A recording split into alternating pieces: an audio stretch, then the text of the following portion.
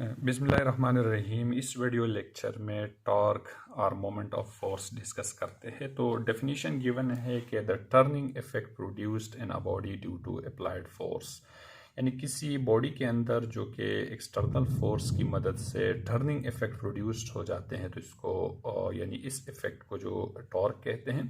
जैसे कि for example हमारे पास जो कि एक स्क्रू है, अब इस स्क्रू को हमने यानी रोटेट कराना है, इसके अंदर हमने टर्निंग इफेक्ट प्रोड्यूस कराना है। तो इसके लिए जो अगर हम लेट सपोज अगर इस पर हम लीनियर फोर्स अप्लाई करते हैं, तो लीनियर फोर्स या अपवर्ड या जो कि डाउन या अप, इस पर हम फोर्स अप्लाई करते हैं, तो ये स्क्रू जो है इसको हम यानी रोटेट नहीं कर सकते हैं। अब इसको रोटेट करने के लिए हमें एक परपेंडिकुलर फोर्स की नीड होती है। यानी इस पे अगर हम इस तरह से एक डिस्टेंस, एक स्पेसिफिक डिस्टेंस पे अगर हम एक परपेंडिकुलर फोर्स अप्लाई कर देते हैं, तो ये जो स्क्रू है इसको हम इजीली रोटेट करा सकते हैं, इसके अंदर हम टर्निंग इफेक्ट प्रोड्यूस करा सकते हैं। तो इस तरह से अब ये जो फोर्स है जो कि इस स्क्रू के अंदर टर्निंग इफेक्ट प्रोड्यूस करा रहे, तो इस फोर्स को और इसकी जो इफेक्ट है इसको टॉर्क और मोमेंट ऑफ फोर्स कहते हैं। अब ये फोर्स और यहाँ इस पॉइंट पे हम फोर्स जो कि फोर्स अप्लाई करा रहे और यहाँ पर ये स्क्रू रोटेट हो रहे। अब यहाँ रोटेशन से यहाँ तक जो डिस्टेंस है इसको मोमेंट आर्म कहते हैं। तो मैथमेटिकली जो टॉर्क है ये बराबर होते हैं the cross product of moment arm and applied force, यानी ये मैथमेटिकल डेफिनेशन है टॉर्क का, the cross product of moment arm and applied force. जैसे कि इसको हम लिख सकते हैं torque is equals to r cross F, यानी फोर्स भी वेक्टर क्वांटिटी है, मोमेंट आर्म भी वेक्टर क्वांटिटी है, और रिजल्ट जो हमें मिल रहा है टॉर्क ये भी वेक्टर क्वांटिटी है। अब यहाँ पर क्रॉस प्रोडक्ट का कॉन्सेप्ट आया, तो इसको हम यू भी लिख सकते हैं कि torque is equals to are F sine theta. जैसे यानी जो क्रॉस प्रोडक्ट का कॉन्सेप्ट है, यानी जो दोनों वेक्टर्स के बीच में क्रॉस प्रोडक्ट है, तो magnitude of first vector, magnitude of second vector and sine of the angle between them. तो ये बना लेट सपोज हमारे पास इक्वेशन 1, यानी ये बना टॉर्क का इक्वेशन, यानी टॉर्क जिन चीज़ों के ऊपर डिपेंड करते हैं, मोमेंट आर्म, फोर्स और एंगल के ऊपर डिपेंड करते हैं। अब यहाँ पर साइन थीटा का कॉन्सेप्ट आया, तो साइन थीटा का कॉन्सेप्ट इस तरह से, जैसे कि मिसाल के तौर पर अगर हमारे पास यहाँ इस सिचुएशन में मोमेंट आर्म और फोर्स एक दूसरे को परपेंडिकुलर है, तो यहाँ पर जो टार्क होगा, जो टर्निंग इफेक्ट होगा, वो मैक्सिमम होगा। लेकिन अगर हम इस सिचुएशन पे गौर कर दे, तो फोर्स जो है ये मोमेंट आर्म, यानी मोमेंट आर्म इस डायरेक्शन में है और फोर्स इस डायरेक्शन में, दोनों के बीच में जो कि एक एंगल है 90 डिग्री नहीं है। तो इस केस में फिर ये जो फोर्स है या मोमेंट आर्म है, दोनों को हम यानी मोमेंट आर्म को भी हम कंपोनेंट में रिजॉल्व कर सकते हैं, फोर्स को भी कंपोनेंट में रिजॉल्व कर सकते हैं। लेकिन इस केस में जो मोमेंट आर्म है ये अलोंग एक्स एक्सिस है, तो इसका वाई कंपोनेंट 0 होगा। लेकिन अगर हम फोर्स पे गौर कर दे, तो फोर्स ना एक्स एक्सिस के ऊपर है ना वाई एक्सिस के ऊपर है, तो इसको हम कंपोनेंट में रिजॉल्व कर देते हैं। तो इसकी दो कंपोनेंट बन जाएंगे, एक कंपोनेंट ये बनेगा, जैसे कि एक कंपोनेंट ये बना और एक कंपोनेंट ये बन जाएगा। ये वाला कंपोनेंट जो है ये एफ कॉस थीटा कंपोनेंट बन जाएगा, और ये वाला कंपोनेंट जो है ये एफ साइन थीटा कंपोनेंट बन जाएगा। इसको अगर हम पैरेलल लाइन इसके लिए ड्रॉ कर देते हैं, तो इसी तरह से ये वाला कंपोनेंट जो है ये एफ साइन थीटा है। अब इस तरह से ये वाला कंपोनेंट जो है ये साइन थीटा कंपोनेंट, ये मोमेंट आर्म को परपेंडिकुलर है, तो यहाँ पर जो रोटेशन होगा, ये जो टर्निंग इफेक्ट होगा, ये इस कंपोनेंट से होगा। तो इन दोनों को जैसे कि अगर हम कंबाइन कर देते हैं, तो यहाँ इसी केस के अंदर जो टॉर्क है, टॉर्क बराबर होगा आर इनटू एफ फोर्स का साइन, यानी जो परपेंडिकुलर कंपोनेंट है ये वाला। तो इसको अगर रीअरेंज करके हम यू भी लिख सकते हैं आर एफ साइन थीटा। तो ये जो इक्वेशन है ये इसी तरह से राइज हो जाते हैं, यानी torque is equal to are F sine theta.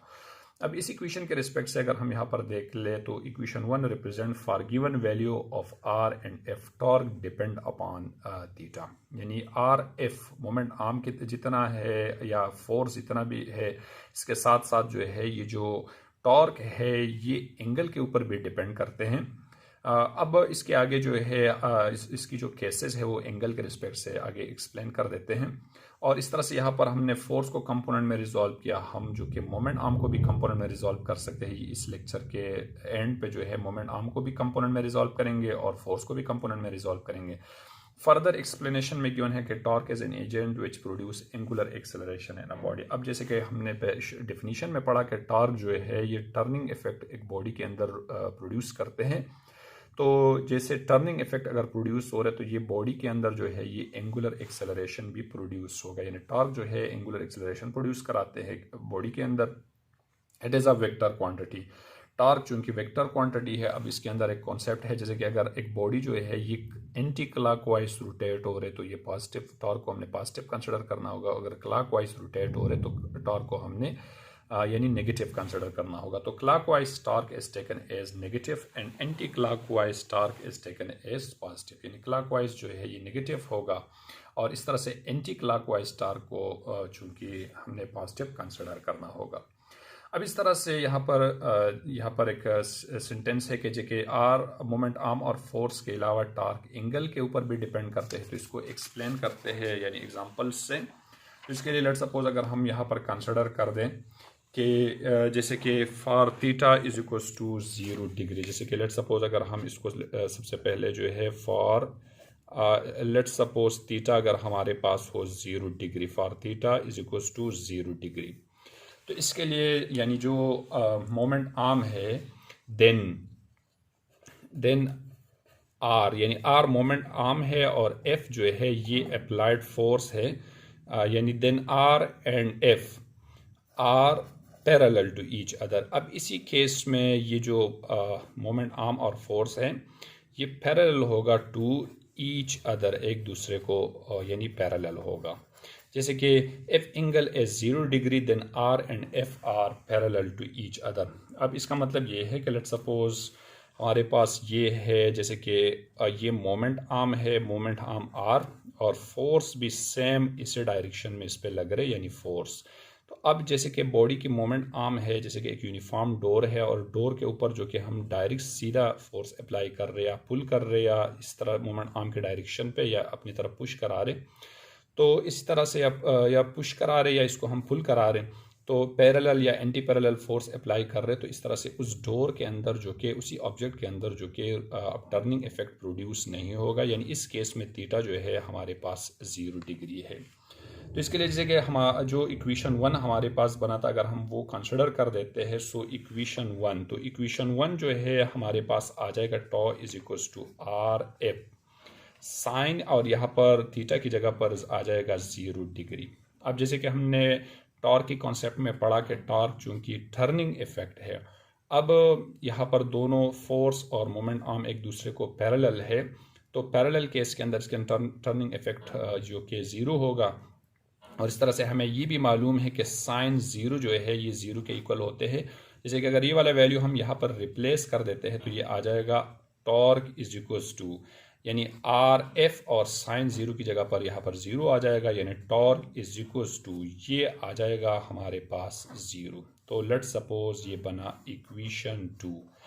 अब इक्वेशन 2 जो है यहाँ पर शो करा रहे, यानी इक्वेशन 2 हमें ये रिप्रेजेंट करा रहे नो यानी 0 टॉर्क या no torque if the angle between force and moment arm is 0 degree, यानी अब यहाँ पर जो है हमारे पास नो टॉर्क, यानी यहाँ पर टर्निंग इफेक्ट जो है इसी केस के अंदर नहीं है। अब दूसरा अगर हम एक केस यहाँ पर कंसिडर कर दे फॉर यानी अगर हम लेट सपोज थीटा जो है 90 डिग्री कंसिडर कर देते हैं फॉर 90 डिग्री। अब 90 डिग्री के लिए यानी जो फोर्स और यानी मोमेंट आर्म है इन दोनों के बीच में जो एंगल है वो 90 डिग्री है। F angle is 90 degree, then R and F यानी मोमेंट आर्म और फोर्स जो है R perpendicular to each other. अब ये दोनों जो है एक दूसरे को परपेंडिकुलर होगा, परपेंडिकुलर टू ईच अदर यानी एक दूसरे को परपेंडिकुलर होगा। अब अगर इसको हम डायग्राम के रिस्पेक्ट से समझ लेते हैं, लेट सपोज ये है हमारे पास मोमेंट आर्म और इस तरह से इस मोमेंट आर्म के ऊपर जो है परपेंडिकुलर फोर्स लग रहे, तो इजीली बॉडी के अंदर जो कि रोटेशन होगा यानी टर्निंग इफेक्ट होगा यानी 90 डिग्री के ऊपर। तो इस तरह से जैसे इक्वेशन 1 हमारे पास था, अगर इसको हम दोबारा कंसिडर कर देते हैं कि torque is equals to are F sine 90 degree, यानी थीटा की जगह पर यहाँ पर इक्वेशन 1 के अंदर मैंने 90 रिप्लेस किया, और हमें मालूम है मैथमेटिकल यानी साइन जो ट्रिग्नोमेट्रिक रेशियो है साइन 90 इज इक्वल्स टू ये 1 के इक्वल होते हैं। जैसे अगर इसके अंदर हम 1 रिप्लेस कर देते हैं तो टॉर्क जो है ये बन जाएगा टॉर्क आर एफ, यहाँ पर 1 आ जाएगा, और इस तरह से इसको हम लिख सकते हैं torque is equals to are F. यानी इसी केस में जो टॉर्क है यानी मोमेंट आर्म और फोर्स का प्रोडक्ट, यानी इसी केस में जो टॉर्क होगा वो मैक्सिमम टॉर्क होगा। यानी इक्वेशन 3 का जो कंक्लूजन है, जो कमेंट्स है, यानी ये होगा मैक्सिमम टॉर्क। यानी इसी केस में मैक्सिमम टॉर्क तब होगा जब angle between force and moment arm is 90 degree. तो टॉर्क जो है वो यानी इसी केस में मैक्सिमम होगा। अब इस तरह से अगर हम जो कि डिस्कस कर दे यूनिट, यानी यूनिट अगर हम निकाल लेते हैं टॉर्क का यूनिट, तो जो इक्वेशन है हमारे पास मैक्सिमम का जो इक्वेशन बना यानी टॉर्क इज इक्वल्स टू, जैसे कि हमारे पास इक्वेशन बना मैक्सिमम केस में torque is equals to are F. अब हमें मालूम है आर जो कि यानी आर जो कि मोमेंट आर्म है, डिस्टेंस है, परपेंडिकुलर डिस्टेंस है, तो आर का जो यूनिट होगा मीटर होगा, और एफ हमें मालूम है एम ए यानी मास किलोग्राम, एक्सेलरेशन जो है मीटर पर सेकंड स्क्वायर होगा।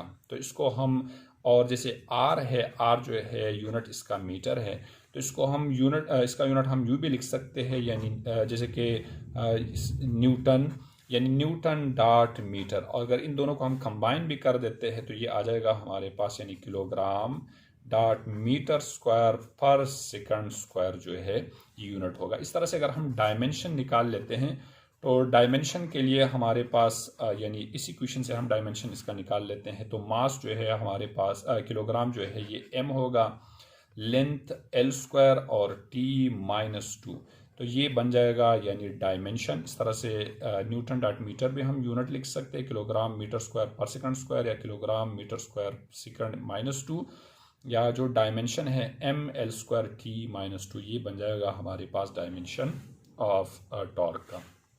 अब इस तरह से टॉर्क चूंकि हमें मालूम है कि ये आर एफ साइन थीटा, यानी आर भी यानी वेक्टर है, फोर्स भी वेक्टर है, तो हम मोमेंट, ये जो मोमेंट आर्म है आर को भी हम कंपोनेंट में रिजॉल्व कर सकते हैं, और ये जो फोर्स है इसको भी हम कंपोनेंट में रिजॉल्व कर सकते हैं। तो जैसे कि यहाँ पर लेट्स सपोज हमारे पास एक इर्रेगुलर शेप ऑब्जेक्ट है, और इस इर्रेगुलर शेप ऑब्जेक्ट के अंदर जैसे कि अगर हम यहाँ पर गौर कर दें तो ये एक्स एक्सेस है और इस तरह से हमारे पास ये वाई एक्सेस है।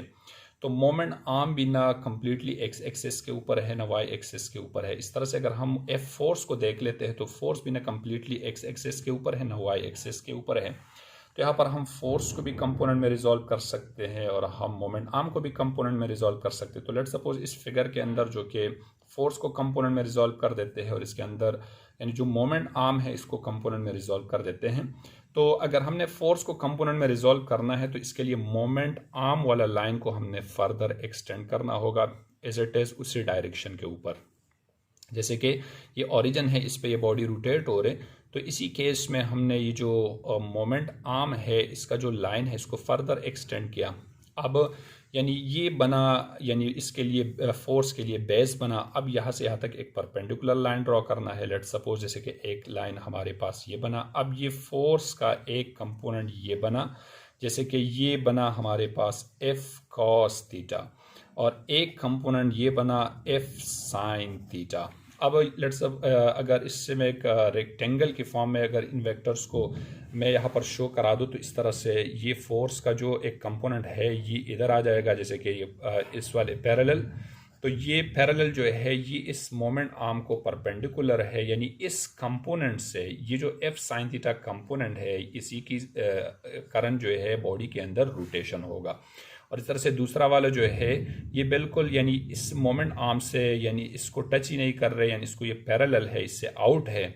तो रोटेशन जो है टर्निंग इफेक्ट का जो रिस्पॉन्सिबल कंपोनेंट है ये एफ साइन थीटा कंपोनेंट है। तो इस तरह से यानी इसी केस के अंदर हमने जो कि ये जो साइन यानी जो फोर्स है इसके कंपोनेंट रिजॉल्व किया एफ साइन थीटा और एफ कॉस थीटा। तो रोटेशन जो है ये एफ साइन थीटा कंपोनेंट से है। अब इसी केस के अंदर अगर हम लेट्स सपोज ये जो मोमेंट आर्म है तो मोमेंट आर्म को अगर हम कंपोनेंट में रिजॉल्व कर देते हैं तो इसके लिए फोर्स वाला कंपोनेंट, ये जो लाइन है इसको थोड़ा सा एक्सटेंड करना होगा। तो इस तरह से ये अभी इसके लिए बेस बना, तो यहाँ से यहाँ तक एक लाइन आ जाएगा। अब ये जो और एक लाइन जो है हमारे पास ये आ जाएगा, यानी ये आर कॉस थीटा कंपोनेंट होगा और इस तरह से ये आर साइन थीटा कंपोनेंट होगा। अब इसको हम यहाँ पर भी रिजॉल्व कर सकते हैं इस तरह से, यानी ये आर साइन थीटा कंपोनेंट और ये आर कॉस थीटा कंपोनेंट। अब अगर हम गौर कर ले तो मोमेंट आर्म को ये वाला जो कंपोनेंट है ये इसको परपेंडिकुलर है, यानी रोटेशन जो है ये आर साइन थीटा, यानी हमने जो कि आर साइन थीटा और ये इस फोर्स को जो कि ये परपेंडिकुलर है, अगर हम यहाँ पर गौर कर ले तो ये परपेंडिकुलर है फोर्स को, तो रोटेशन जो है ये इस आर साइन थीटा कंपोनेंट से है। तो यहाँ पर अगर हम टॉर्क का इक्वेशन लिख लेते हैं तो tau is equals to R into F sine theta. अब इसको रीअरेंज करके tau is equals to are F sine theta भी लिख सकते हैं। और सेम इसी तरह से यहाँ पर अगर हम ये वाला इक्वेशन लिख लेते हैं तो टॉर्क इज इक्वल्स टू ये आ जाएगा एफ, यहाँ पर हमने मोमेंट आर्म को कंपोनेंट में रिजॉल्व किया है तो आर साइन थीटा, या टॉर्क इज इक्वल्स टू या आर एफ साइन थीटा। तो दोनों का आंसर जो है हमारे पास सेम होगा अगर हमने फोर्स को कंपोनेंट में रिजॉल्व करना है या हमने मोमेंट आर्म को कंपोनेंट में रिजॉल्व करना है। दोनों का जो यानी दोनों का जो रिजल्ट है, आंसर है, वो सेम होगा। इस तरह से हम जो कि फोर्स और टॉर्क के बीच में डिफरेंस भी यानी बता सकते हैं, यानी फोर्स और इसी तरह से टॉर्क। तो इन दोनों के बीच में जो डिफरेंस है तो बेसिकली फोर्स जो है यानी इसका जो इक्वेशन है F is equals to M A, force का equation F is equals to M A, और टॉर्क का जो इक्वेशन है यानी टॉ इज इक्वल्स टू ये आर क्रॉस एफ, या दूसरा टॉर्क जो कि एंगुलर एक्सेलरेशन बॉडी के अंदर प्रोड्यूस करते हैं तो torque is equals to moment of inertia I alpha. ये एल्फा जो है हमारे पास यानी एंगुलर एक्सेलरेशन है। इस तरह से यानी फोर्स जो है फोर्स प्रोड्यूस्ड लीनियर एक्सेलरेशन, ये लीनियर एक्सेलरेशन जो है बॉडी के अंदर प्रोड्यूस करते हैं, और टॉर्क जो है ये प्रोड्यूस करते हैं angular acceleration, produced angular acceleration. यानी टॉर्क जो कि एंगुलर एक्सेलरेशन बॉडी के अंदर प्रोड्यूस करते हैं और फोर्स लीनियर एक्सेलरेशन प्रोड्यूस करते हैं। दूसरा अगर हम डायमेंशन पे बात कर ले तो फोर्स का डायमेंशन जो है MLT-2, और इस तरह से ये जो टॉर्क का डायमेंशन है तो ये ML2T-2 टॉर्क का डायमेंशन है। अब इस तरह से अगर यूनिट पे हम गौर कर दे तो फोर्स का यूनिट जो है ये न्यूटन है, और इस तरह से इसका जो यूनिट है वो न्यूटन डॉट मीटर या किलोग्राम डॉट मीटर स्क्वायर पर सेकंड स्क्वायर। तो ये फोर्स और टॉर्क के बीच में डिफरेंस है। तो ये था concept torque and moment of force related. अल्लाह हाफिज़।